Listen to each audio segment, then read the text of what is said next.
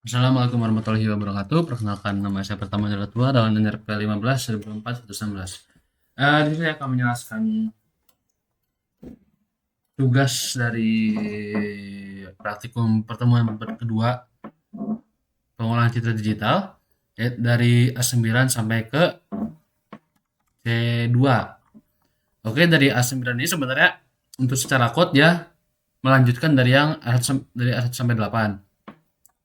Jadi mungkin akan ya hanya ini saya akan menjelaskan perbedaannya aja, apa sih yang ditambahkan gitu. Jadi untuk di A9 ini, yang ditambahkan itu adalah histogram grayscale. Jadi di A9 itu fokusnya menambah analisis histogram untuk citra, citra grayscale atau citra keabuan menggunakan matplotlib untuk menampilkan distribusi intensitasnya. Terus di sini ada yang penting-pentingnya, ada seperti import matplotlib untuk yang memanggil modul atau library-nya matplotlib ke code-nya. Lalu ada untuk hook menu gray histogramnya ke fungsi histogram grayscale di sini tuh dihubungkan ke gray jadi dari action gray histogram yang ada di designer itu dihubungkan ke gray histogram actionnya. Jadi kalau menunya itu diklik, fungsi histogram itu bakal jalan, fungsi histogram grayscale itu akan jalan. Terus untuk fungsi plt.his itu pemakaiannya untuk plotting. Jadi image.travel itu untuk meratakan array, lalu 256 itu jumlah itunya kelasnya mewakili intensitas 0 sampai ke 255. Jadi kalau 0 itu hitam, kan ke 255 itu jadi putih. Kita akan coba run saja.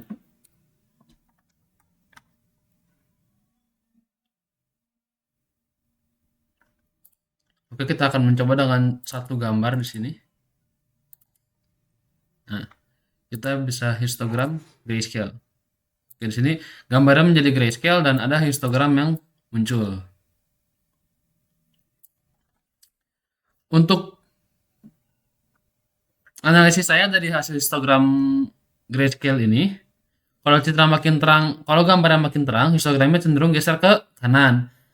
Karena dia 250 itu putih, mewakilkan putih, jika 0 mewakilkan hitam. Dan di sini apa namanya? Puncaknya itu cenderung ke arah kiri. Jadi lebih gelap. Terus di sini itu menurut saya kontrasnya itu rendah. Kenapa? Karena dia hanya didominasi oleh satu puncak. Tidak dua puncak gitu ya. Jadi di sini saat naik lalu turun, sudah tidak ada puncak lagi di sini. Eh kita langsung lanjut aja ke A10 di sini. Ya, untuk di A10 ini fungsi atau fitur yang ditambahkan itu adalah histogram RGB. Jadi tujuannya itu A10 ini fokus ke histogram citra atau gambar RGB. Jadi bukan satu histogram intensitas doang kayak tadi. Kalau misalnya grayscale kan dia satu channel. Kalau misalnya RGB itu tiga channel, ada red, green, dan blue. Dia jika 8 bit ya sama, dia dari 0 sampai ke 255 juga. Untuk kode pentingnya paling yang fungsi RGB histogram action yang ada di desain itu, dia loop 3 channel dan hitung histogramnya. Lalu menghitung histogram tiap channel dengan cv2.calchis, lalu diplot. Yang beda ya itu, kalau beda dari grayscale ya itu, kalau misalnya grayscale itu di satu channel, jika RGB dia 3 channel. Mungkin kita langsung run saja biar mudah di apa sih, ada lupa di load, biar lebih mudah menjelaskannya ya jika sudah di run. Nah, bisa dilihat tadi jika grayscale ya hanya satu satu grafik, sebutannya satu, bukan grafik sih, satu line lah. Kalau di RGB ini dia ada tiga, ada merah, hijau, dan juga biru. Untuk Terus di tugas itu juga ada ini diminta untuk menjelaskan fungsi dari calc his. Jadi pemanggilan his sama dengan cv2 dot calc his self image dan seterusnya. Itu makna itu fungsinya itu kayak self image itu sumber dari gambarnya. Lalu I itu channel indeksnya, 0 sama dengan B, I sama dengan G, dan 2 sama dengan R sesuai loop. Lalu non mask itu artinya seluruh gambar dihitung. 256 itu jumlah ininya, binnya. Kan 8 bit ya, 256. Tapi karena mulai dari 0, jadi 0 sampai 255. Untuk analisis saya itu dominasi warna, channel dominan punya histogram lebih tinggi atau lebih sering muncul di rentang tertentu dibanding channel lain. Jadi di sini kalau menurut saya yang paling cenderung itu ada di hijau dan merah. Karena yang biru itu hanya ya sekitar 7.500, sedangkan yang merah itu sampai ke 15.000, sedangkan hijau 17.500 jika dibulatkan. Karena ini kan tidak pas ya jika ditarik garis, tapi dibulatkannya biar lebih mudah menyebutnya. Terus kalau gambar cenderung kemerahan, channel R biasanya lebih banyak di intensitas menengah tinggi dibanding G dan B. Karena nilai R lebih sering besar. Lalu perubahan brightness global biasanya bikin ketiga channel sama-sama geser ke kanan untuk lebih terang dan ke kiri untuk lebih gelap, sama seperti grayscale. Tapi kalau pencahayaan berwarna, misal lampu kuning, gesernya bisa lebih berat di R dan G. Lalu kita akan lanjut ke A11. Jadi di A11 ini yang ditambahkan yaitu histogram equalization atau perubahan histogram. Tujuan dari A11 ini yaitu menambahkan equalization, yaitu menatakan distribusi intensitas supaya kontrasnya itu meningkat, atau ya kontrasnya itu meningkat, jadi gambarnya nanti akan terlihat lebih terang lah. Untuk bagian kode yang spesifik di A11 itu ada di bentar. Equal.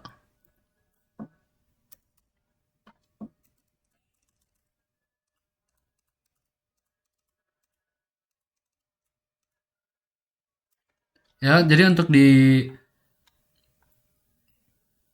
code yang spesifiknya itu ada di menu equal histogram, dihubungkan ke equal histogram action yang di desain saya yang sudah saya buat, yang bernamakan main window.ui di konstruktor A11. Jadi action equal histogram ini dikoneksikan ke equal histogram action. Fitur utama, jadi itu tuh fitur utama yang di modul ini bakal aktif jika diklik nanti menunya. Terus untuk outputnya, output hasil equalization juga disiapkan untuk proses simpan di save image, ada mapping equal. Lalu ini ngebedain A11 dari modul sebelumnya karena A11 itu memasukkan output equalization sebagai kandidat file yang bisa disimpan.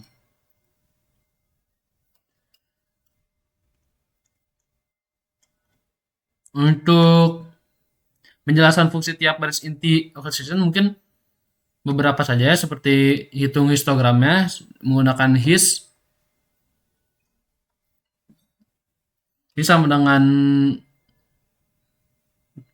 jumsum, baca itu jumsum, dan juga hitung CDF. Enggak, hitung histogramnya itu menggunakan his, koma underscore sama dengan np. Kita akan cari saja sini. Oh, ini di sini sudah terlihat ya. Ini his, np histogram, image itu. Terus untuk ini yang CDF itu untuk hitung CDF-nya, lalu normalisasi dan mappingnya itu menggunakan yang ini, CDF normalize. Lalu mapping ke gambar baru atau citra baru itu yang out ini CDF final. Lalu plot CDF plus histogram outputnya itu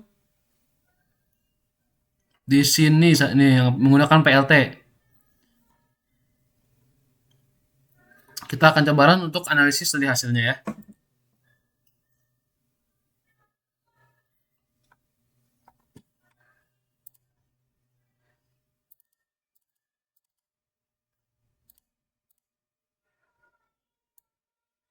Oke, terlihat ya.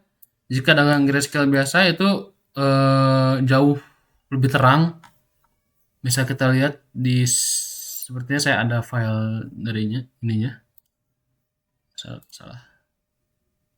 CD partikum satu yang hasil dari grayscale sepertinya saya simpan ya di sini. Nah, jika dibandingkan dengan di sini terlihat perbedaannya dari kontras ya, perubahan perbandingan warnanya terlihatnya kalau yang di equalization dia lebih terang karena diratakan lah. Jadi kayak misalnya kayak seperti yang tadi saya bilang yang di sini mana tadi. Ini misalnya kan kayak ini mepet lebih dekat ke 1000 daripada 500 nih. Jadi nanti bakal dibikin jadi 1000 gitu loh. Ya, seperti itu ya.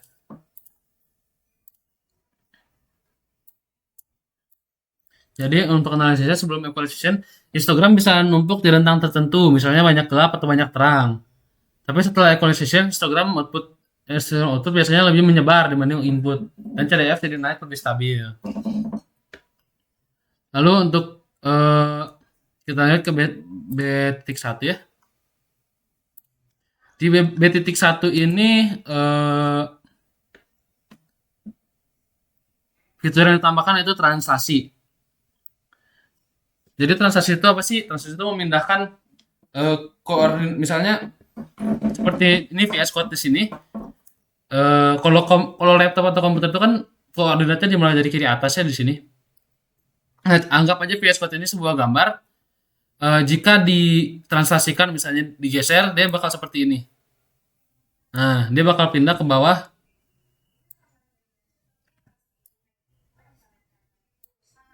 Seperti ini. Jadi dia bakal digeser dari sini ke sini. Ataupun bisa ke sini, ke sini, ke sini itu adalah translasi. Jadi B1 ini fokus ke translasi gambar atau citra atau bahasa awamnya geser posisi lah. Lalu diminta analisis efek kalau quarter H dan quarter W diubah.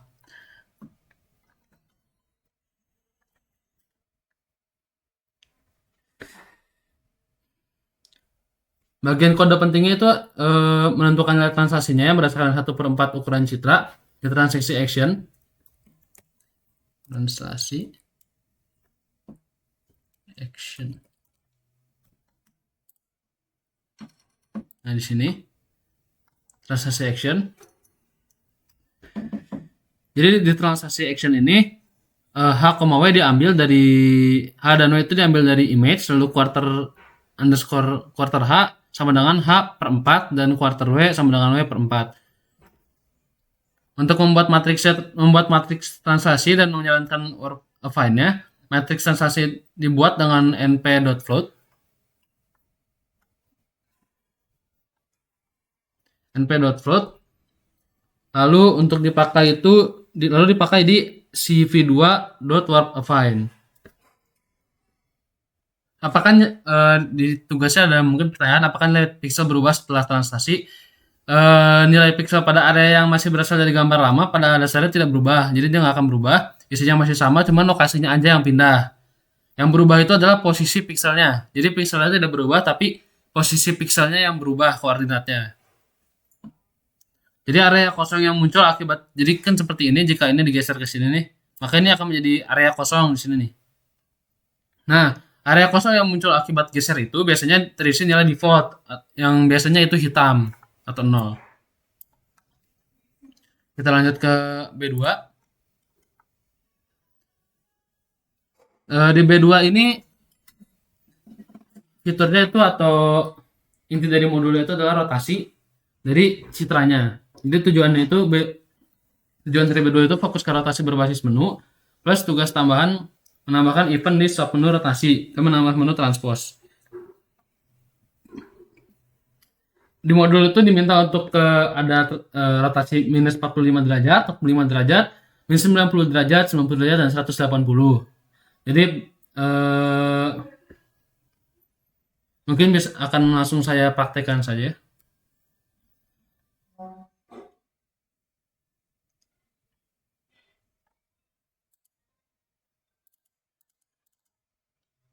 Sini ada operasi geometri, ada tadi yang translasi juga belum dipraktekkan ya. Mungkin saya praktekkan saja di sini. Nah, jadi citra yang tadinya koordinat awalnya di sini dia digeser menjadi ke sini, di sini. Lalu untuk rotasinya mungkin ini 45 minus 45 derajat. Lalu ini 45 derajat. Ini 90 minus 90 derajat. Ini 90 derajat dan ini yang terakhir 180 derajat atau terbalik. Untuk fungsi get rotation matrix studi dan warp affine itu dirotasi matriks rotasi buat pakai CV2 dot get rotation matrix studi. Jadi di kode gandang itu intinya tuh kalau W per 2, H per 2 itu pusat rotasinya, degree sudut rotasi 0,7 skala gambar ikut dikecilkan.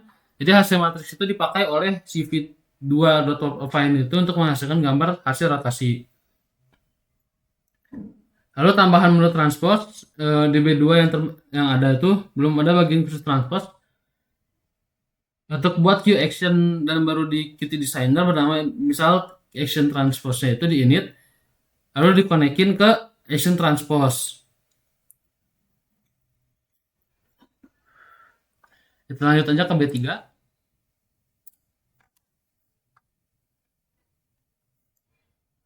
Di B3 ini yang dibahas itu adalah resize atau rescale seperti zoom in dan zoom out. Kalau zoom in itu memperbesar gambar, jika zoom out itu memperkecil layar. Yang diminta di modul itu ada jika zoom in itu ada 2 kali, 3 kali, dan 4 kali.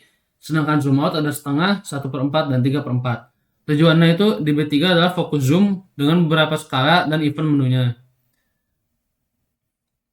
Jadi bagian kode penting dan fungsinya itu ada di event menu zoom in dan zoom out untuk beberapa skala. Di konstruktor sudah ada koneksi. Jadi zoom in itu 2 kali, 3 kali, 4 kali memanggil zoom by label 2.0 per 3. Atau 3.0 atau 4.0. Jika zoom out setengah, 1/4, dan 3/4 memanggil zoom by labels 0,5 atau 0,25 atau 0,75. Bisa kita coba saja di sini ya. Nah, ini sih ada operasi geometri zoom in, kita akan coba satu-satu. Ini yang 2 kali, ini yang 3 kali, dan ini yang 4 kali. Sedangkan zoom out itu ini setengah, dia memperkecil jadi setengah dari labelnya, 1/4, dan juga ada 3/4. Sebenarnya di saat modul yang ini saya menemukan sebuah mungkin hal yang harus diperhatikan ya. Karena sebelumnya zoom in dan zoom outnya itu yang di quote saya itu sebelumnya dia memperbesar atau memperkecil dari gambar aslinya, bukan dari ukuran dari label ini. Jadi ketika saya klik zoom out 3/4, bukannya mengecil, dia malah membesar karena dia quote itu di quote itu diminta untuk quote yang saya cari di AI ya, itu malah membuat sebuah code yang mempertiga-perempatkan gambar ukuran aslinya gitu. Seperti cuma ini ECD Pratikum P2. Nah, dia 3/4 dari ukuran segini, bukan dari ukuran label saya. Jadi ketika saya menggunakan zoom out 3/4, dia malah lebih besar. Jadi mungkin itu hal yang harus diperhatikan untuk pengerjaan B3.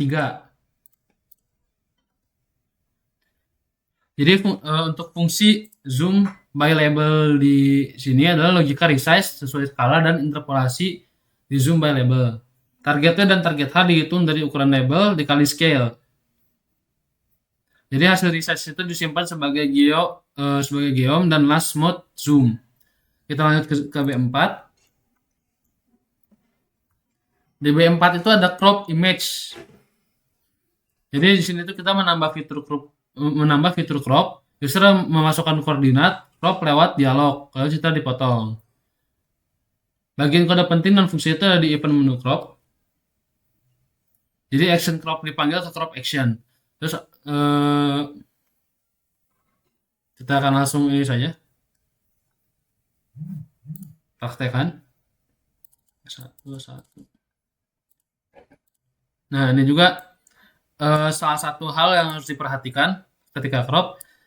Untuk start row itu harus lebih besar, lebih kecil dibanding end row-nya.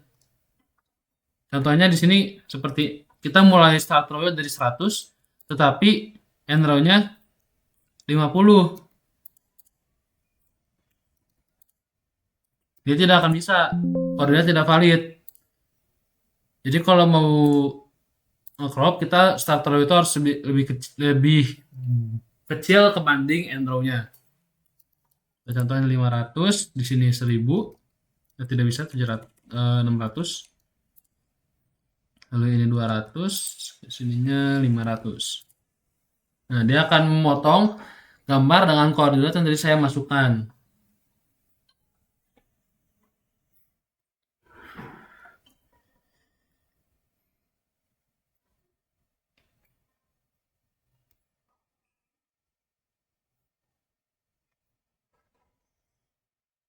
Lalu kita akan lanjut ke C1.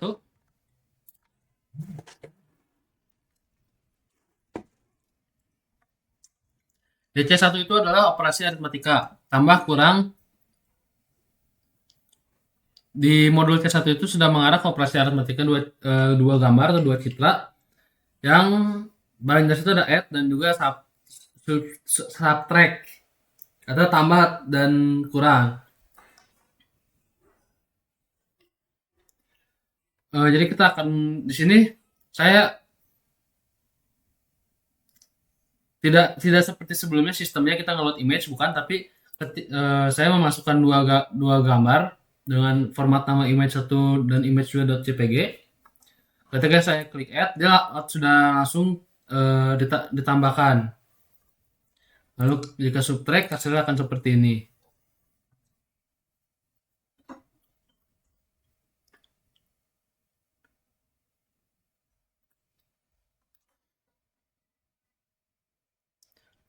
Lalu yang terakhir ada C2. Di C2 itu adalah operasi boolean OR, AND, OR, dan juga XOR. Tujuannya itu ada menambah operator boolean AND, OR, dan XOR untuk dua gambar atau dua citra. Bisa langsung saya praktekkan saja.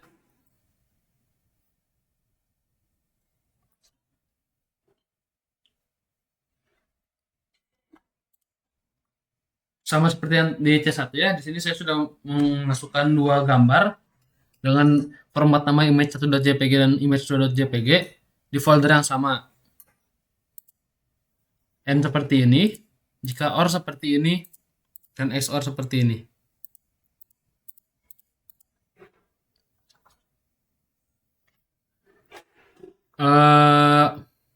Mungkin sekian penjelasan dari saya. Mohon maaf bila banyak kurang dalam perkataan ataupun terlalu cepat dalam menjelaskan ataupun banyak yang terlewat. Assalamualaikum warahmatullahi wabarakatuh.